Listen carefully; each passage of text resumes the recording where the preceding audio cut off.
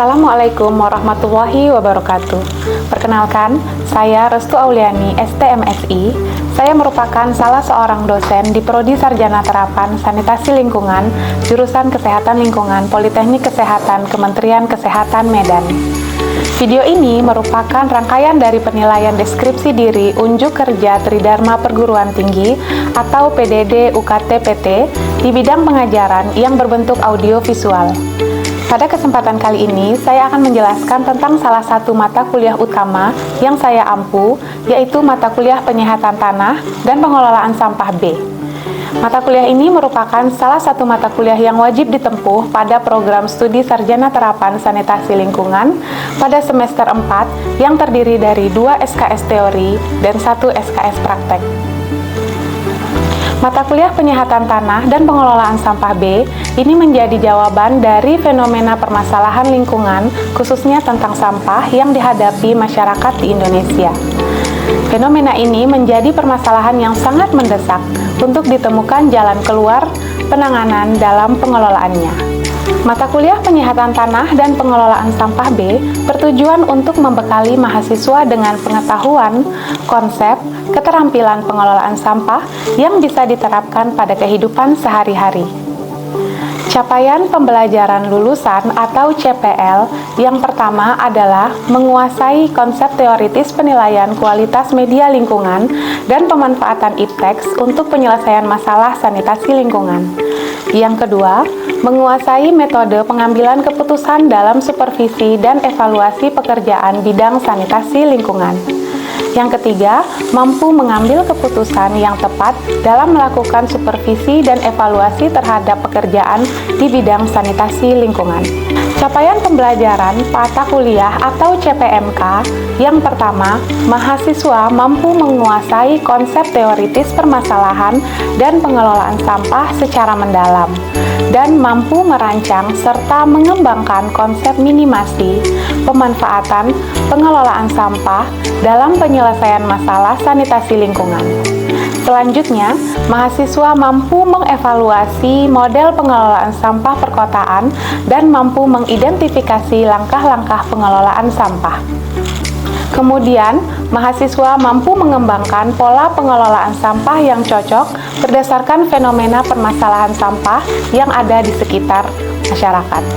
Pada mata kuliah ini akan membahas permasalahan sampah di Indonesia, diawali tentang sumber sampah, karakteristik sampah, dan komposisi sampah, serta timbulan sampah domestik. Upaya pengelolaan sampah melalui konsep minimasi limbah atau reduce, upaya daur ulang sampah atau recycle, dan penggunaan kembali sampah atau reuse. Akan dibahas juga tentang aspek teknis pengelolaan sampah berupa pewadahan dan pengumpulan sampah, sistem transfer, dan pengangkutan sampah hingga menuju ke tempat pemrosesan akhir sampah atau TPA. Mata kuliah ini juga mempraktekkan proses pengomposan, pemanfaatan sampah melalui pengelolaan maggot, black soldier fly, mendalami program bank sampah, dan pembuatan biogas. Saya menggunakan referensi diantaranya buku Integrated Solid Waste Management karangan Tobanoglos serta sumber-sumber buku berkaitan lainnya. Saya sangat berharap mahasiswa yang belajar pada mata kuliah Penyihatan Tanah dan Pengelolaan Sampah B ini mampu menjadi mahasiswa yang adaptif dalam konteks integrasi pengetahuan dan teknologi, khususnya di bidang pengelolaan sampah, sehingga bisa diaplikasikan secara adaptif dan nyata pada kehidupan sehari-hari. Pada pelaksanaannya, mata kuliah ini terdiri dari 14 kali tatap muka, 1 kali ujian tengah semester, dan 1 kali ujian akhir semester atau UAS. Politeknik Kesehatan Kementerian Kesehatan Medan menerapkan sistem blended learning, yaitu dengan melakukan hybrid antara luring atau tatap muka di kelas dan juga online menggunakan Zoom meeting. Kami juga menggunakan LMS, yaitu LMAT atau e-learning Volksmat. Selanjutnya, saya akan menjelaskan tentang teknik perkuliahan pada mata kuliah yang saya ampu. Saya menerapkan teknik pendekatan DIA delivery, interaction, dan assessment. Teknik pendekatan yang pertama adalah delivery. Delivery yang dimaksud adalah bagaimana saya menyampaikan materi kepada mahasiswa dengan baik. Teknik delivery penyampaian materi yang saya terapkan melalui 4 cara. Yang pertama, penyampaian materi melalui ceramah. Dalam metode ceramah ini, saya akan menyampaikan materi secara verbal, di mana mahasiswa akan mendengarkan dan mencatat hal-hal yang penting. Saya menggunakan buku ajar, jurnal, dan sumber-sumber dari website sebagai bahan referensi. Di sini saya juga membuat buku yang mendukung mata kuliah yang saya ampu dengan judul Optimalisasi Bank Sampah dalam Pengelolaan Sampah Perkotaan. Saya juga mempersiapkan slide presentasi yang interaktif atau modul kuliah di setiap perkuliahan. Tidak lupa, saya akan melontarkan beberapa pertanyaan pada saat perkuliahan berlangsung dan mahasiswa dapat menjawab pertanyaan yang saya berikan. Yang kedua adalah diskusi.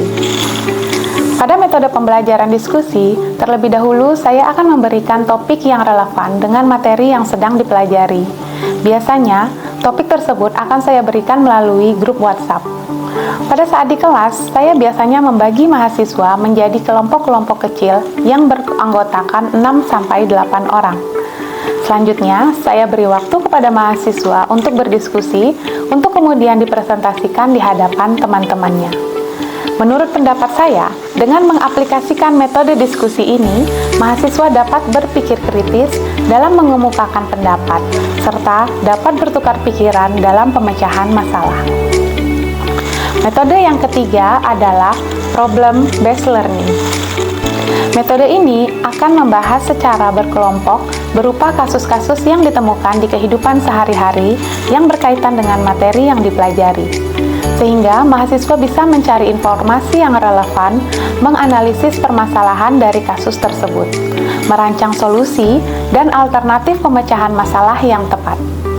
Menurut pendapat saya, metode problem-based learning ini sangat bermanfaat bagi mahasiswa karena mahasiswa dapat memahami materi secara mendalam dan mengkaitkannya ke dalam konteks di dunia nyata.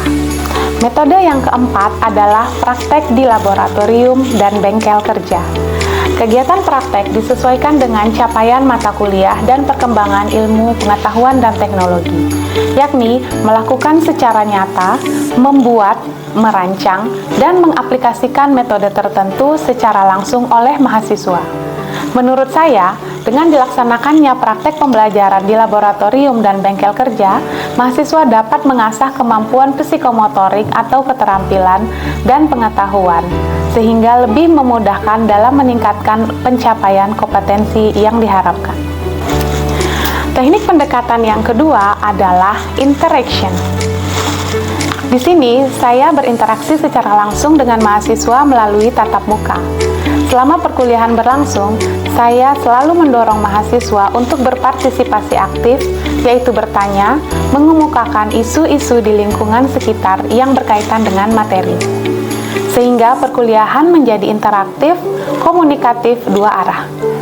Selain itu, interaksi dengan mahasiswa juga dilakukan melalui teknologi aplikasi pembelajaran LMS, yaitu LMed, dan juga WhatsApp.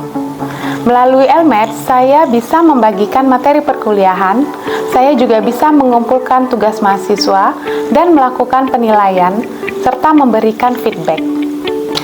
Teknik terakhir yaitu assessment. Bagaimana saya melakukan penilaian terhadap mahasiswa?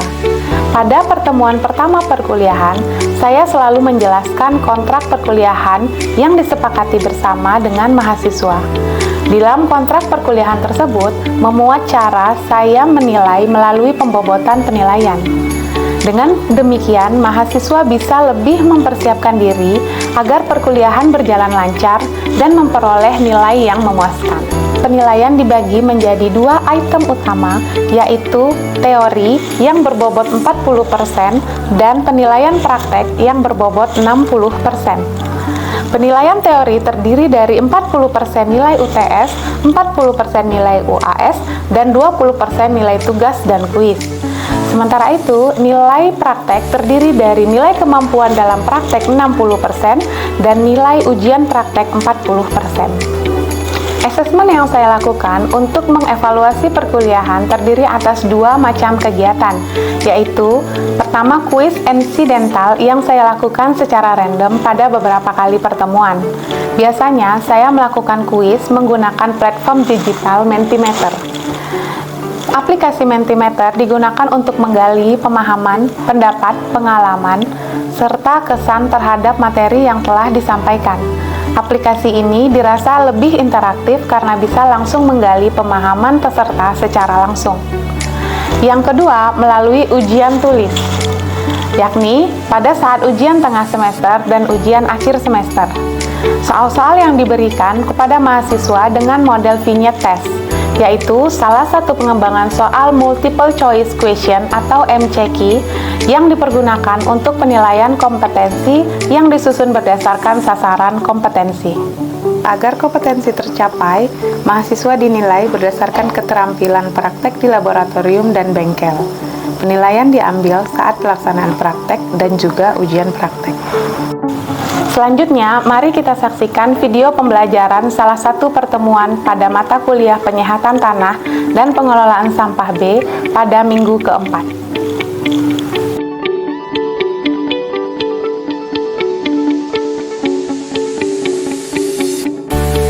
Selamat siang semuanya. Siang. Kita mulai untuk pertemuan hari ini ya. Kita sudah masuk ke pertemuan keempat ya. Jadi sebentar Ibu buka dulu materinya. Nah, sebelum kita mulai pembelajaran, ada baiknya kita berdoa dulu menurut agama dan kepercayaan kita masing-masing. Berdoa dimulai. Berdoa selesai. Nah, untuk pertemuan kita yang keempat kali ini tentang sistem pengelolaan sampah terpadu, konsep minimasi limbah. Ya, dan bagaimana konsep minimasi limbah itu dikaitkan dengan program bank sampah. Kemarin kita sudah belajar tentang karakteristik sampah, sumber sampah, dan lain-lain. Jadi kita sudah tahu ya jenis-jenis sampah itu dibagi menjadi organik dan anorganik. Nah, jadi di sini sampah jenis apa yang bisa kita minimasi? Organik bisa kita minimasi? Bisa ya. Kalau anorganik juga bisa. Nah, banyak cara untuk konsep dalam kegiatan minimasi limbah ini. Nah, ada beberapa pendekatan, ada dua pendekatan dalam konsep minimasi limbah. Yang pertama itu pendekatan proaktif. Ya, pendekatan proaktif yaitu upaya agar dalam proses penggunaan bahan yang akan dihasilkan limbah yang seminimal mungkin dengan tingkat bahaya yang serendah mungkin. Itu dikatakan dengan pendekatan proaktif. Kemudian ada pendekatan reaktif, yaitu pendekatan limbah, pendekatan penanganan limbah ya yang dilakukan setelah limbah tersebut terbentuk. Kalau proaktif sebelum limbahnya dihasilkan. Kalau yang reaktif berarti dia udah jadi limbah nih, baru kita tangani. Nah, jadi prinsip minimasi di mana nih? Di proaktif atau di reaktif? Di proaktif. Karena kita meminimasi limbah, mengusahakan agar limbahnya tidak menjadi limbah. Jadi kita kurangi proses agar limbahnya menjadi banyak. Untuk sejarahnya, pendekatan proaktif merupakan strategi yang diperkenalkan sejak akhir tahun 1970-an.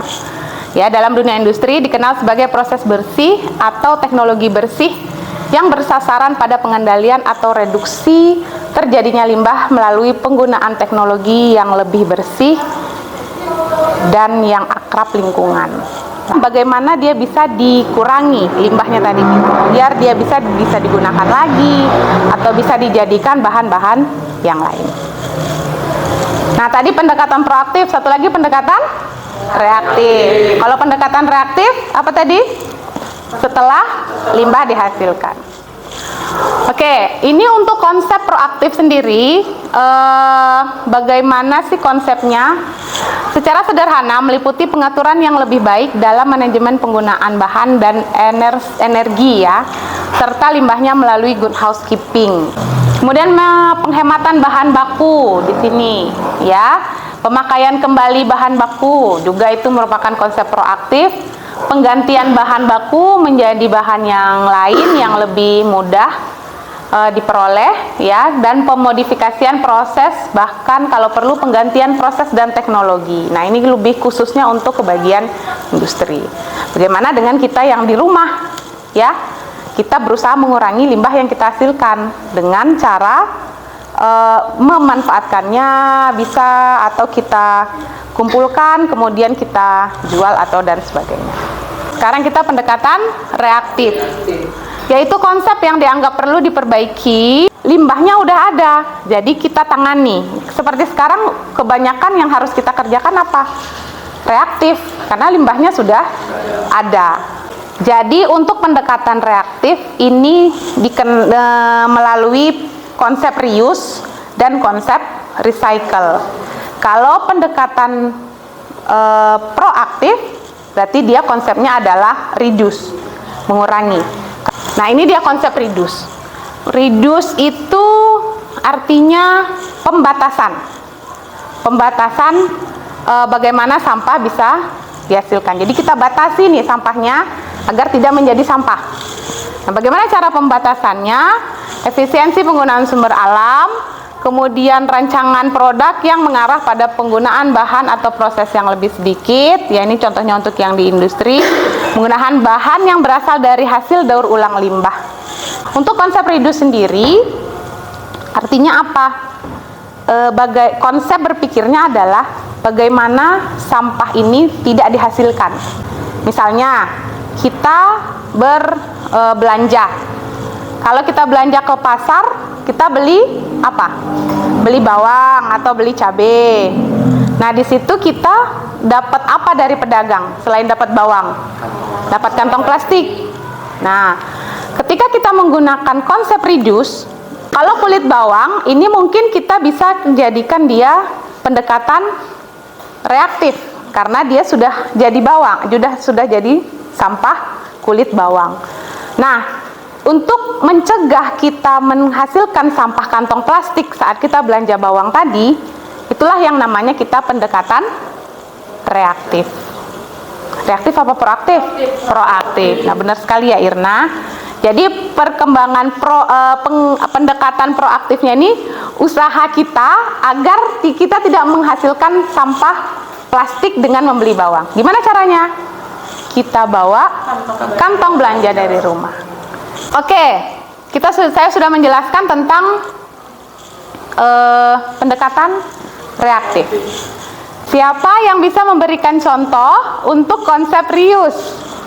Silakan. Oke, Frederick, silakan. Contohnya kan Bu, untuk reuse itu kita ada tempat sabun yang sistem keluarkan Bu. Jadi kita ganti Bu. Contohnya udah habis tempat sabunnya digunakan lagi menjadi tempat hand sanitizer gitu. Oh, oke. Jadi di sini konsep reuse-nya yang disampaikan oleh Edric menggunakan kembali. Tadinya dia adalah botol atau tempat cuci tangan. Kemudian Edric gunakan kembali, tapi dengan jadi tempat hand sanitizer. Oke, bagus sekali Edric. Terima kasih. Dan selanjutnya kita masuk ke contoh recycle. Contoh recycle, tadi recycle apa? Kita mendaur ulang. Jadi siapa yang bisa memberikan contoh recycle? Oke, silakan Mona. Contohnya ban bekas didaur ulang dan dijadikan ayunan. Oke, contoh yang bagus sekali ya. Jadi ban bekas tadi kalau udah nggak dipakai lagi, kayak dari ban bekas dari truk ya yang besar, itu bisa kita ubah sedikit ya, kita modifikasi, kita lakukan perubahan sehingga dia bisa dijadikan sebagai ayunan. Oke Mona, baik sekali. Dan selanjutnya setelah kita pelajari konsep minimasi, konsep daur ulang, dan konsep guna ulang, terus apa lagi nih? Guna ulang, reuse, reduce, pembatasan, recycle, daur ulang. Oke, kita paham semua ya. Nah, Semua konsep tadi bisa kita lakukan dan kita integrasikan. Kan kalau kita yang ngerjakan semua nggak mungkin, ya. Kita yang mungkin saja sih pada dasar kalau kita memang rajin. Tapi kan dengan kesibukan kita, ibu rumah tangga, masyarakat yang ada di sekitar, dengan pekerjaan dan lain-lain, mungkin dia tidak mampu untuk mengolah atau mengelola sampah sendiri dengan seperti yang tadi. Jadi bisa kita maksimalkan ada namanya program bank sampah.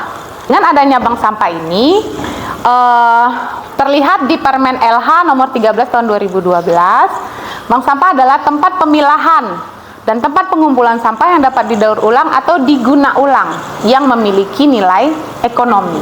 Nah, kira-kira apa aja sih sampah-sampah yang kita hasilkan yang bisa kita jual dan menghasilkan nilai ekonomi? Oke, benar sekali Irna. Jadi ada kardus bekas kita kumpulkan, bisa kita jual. Selama ini kita jualnya mungkin pernah ngelihat yang bapak-bapak kalau istilah di Medan itu botot ya. Jadi kita jual langsung kita dapat uang. Konsep bank sampah kurang lebih seperti itu, tapi dia sekaligus mengajarkan kita konsep menabung. Jadi di bank sampah ini prinsipnya seperti menabung.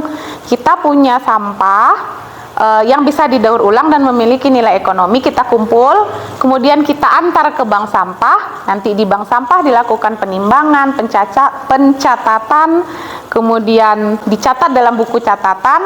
Misalnya yang kita antar hari ini adalah 1 kilo. 1 kilo harganya kardus biasanya 6.000. Nah, berarti 6.000 yang kita terima dicatat dulu di buku tabungan. Nah, setelah dicatat baru kita besok nabung lagi, barulah terasa banyak. Jadi prinsip yang diajarkan adalah kita menabung sampah, tapi yang kita terima adalah uang. Jadi untuk yang pertama, masyarakat memilah sampah berdasarkan komposisinya. Ada kardus, ada kertas, ada plastik, dan lain-lain. Kemudian yang kedua, dikumpulkan, ditimbang di bank sampah. Kemudian sampah diberi harga sesuai dengan berat sampah dan jenis sampah. Dana yang diterima ditabung di bank sampah dengan bukti buku tabungan. Oke, selanjutnya adalah kita kuis. Nah, sebelum kita masuk ke kuis, ada yang mau ditanya tentang materi kita yang tadi? Ya, Bu. Oke, silakan Azhar. Jadi gini kan, saya pernah berbelanja di salah satu toko. Jadi saya ini udah bawa kantong plastik tersendiri. Tapi Kantong belanja sendiri. penjual tersebut maksa untuk memakai kantong plastik yang dia punya. Itu gimana solusinya? Oke, baik ya Azhar. Jadi terima kasih atas pertanyaannya. Pertanyaan ini memang selalu kita dapati dan kita temukan di kondisi sehari-hari. Kita udah berusaha untuk bawa kantong belanja. Niat kita apa? Biar mengurangi jumlah sampah. Tapi saat kita belanja, yang punya kedai atau yang penjual malah tetap memberikan kantong belanja tadi. Ini adalah peluang kita sebagai sanitarian untuk memberikan edukasi kepada masyarakat, khususnya kepada penjual.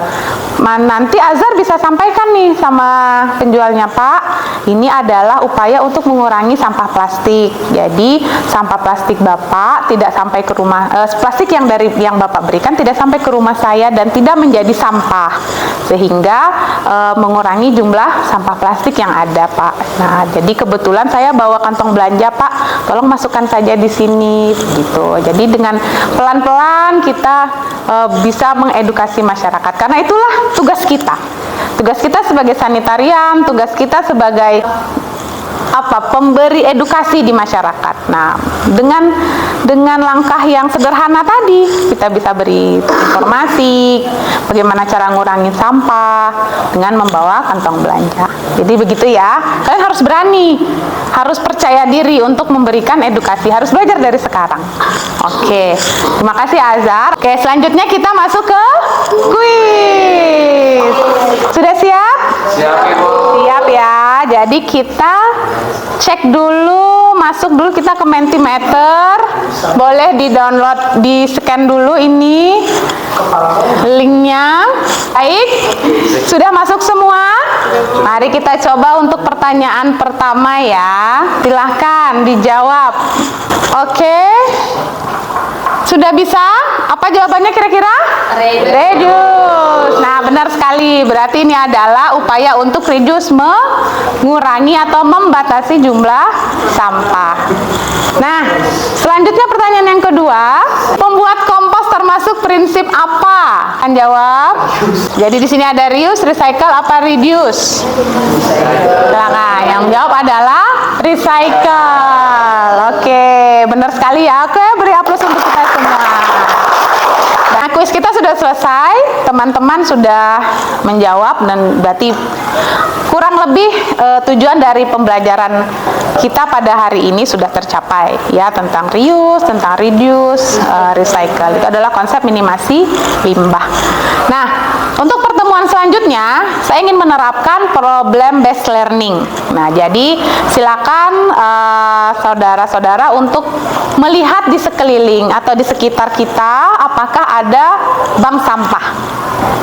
Nah, kemudian teman-teman bisa datang ke bank sampah tadi, bertanya apa aja sih yang dilakukan di sana, proses apa yang ada di sana, bagaimana dia konsep minimasi limbahnya, kemudian apa yang dia lakukan setelahnya. Itu yang akan kita bahas dan kita diskusikan minggu depan. Baik, untuk terakhir sebelum kita tutup perkuliahan, Ibu sudah buka absensi kita di LMED ya, e-learning Polkesmed. Jadi silakan isi daftar hadir yang telah mengikuti perkuliahan pada hari ini. Ibu tunggu 2 menit ya. Baik, Bu.